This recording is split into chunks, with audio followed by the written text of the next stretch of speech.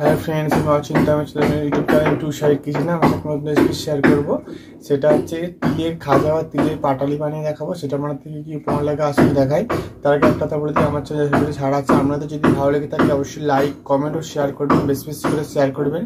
আর যদি আমার চ্যানেলে আপনি নতুন হয়ে থাকেন তাহলে প্লিজ সাবস্ক্রাইব করে দেবেন, মেসে বেল নোটিফিকেশনটা অল করে দেবেন যাতে আমার ভিডিও আপনাদের কাছে আগে পৌঁছে যায়। তাই চলুন তিলের খাজা বানাতে কী কী উপমার লাগে আসুন দেখাই।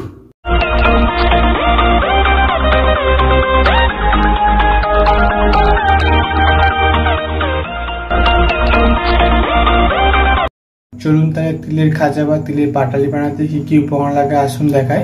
তার আগে একটা কথা বলে দিই, ভিডিওটা প্রথম থেকে শেষ দেখা অনুরোধ রইল। তার জন্য রেসিপিটা শুরু করি। কি কি উপকরণ লাগে আসুন দেখিয়ে দিই। এখানে আমি সাদা তিল নিয়েছি পরিমাণ মতো, আর এখানে আমি গুড় নিয়েছি পরিমাণ মতো। তার জন্য রেসিপিটা শুরু করি। গ্যাসটা যেটা কড়াটা বসে দিয়েছি, কড়াটা গরম হয়ে গেছে। আমি তিলটা হালকা করে নেড়ে নেব, বেশি নাড়বো না, আমি হালকা করে তিলটা নেড়ে নেব। তিলটা হালকা নেড়ে নিয়েছি, এটা আমি এবার নামিয়ে নেব।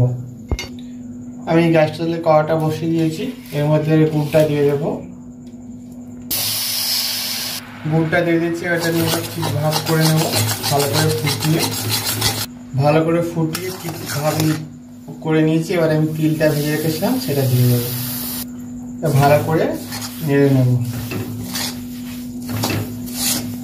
দেখুন আমি ভালো করে গুড়ের সাথে তিলটা ভালো করে নেড়ে নিয়েছি। এটা আমি এবার নামিয়ে নেব।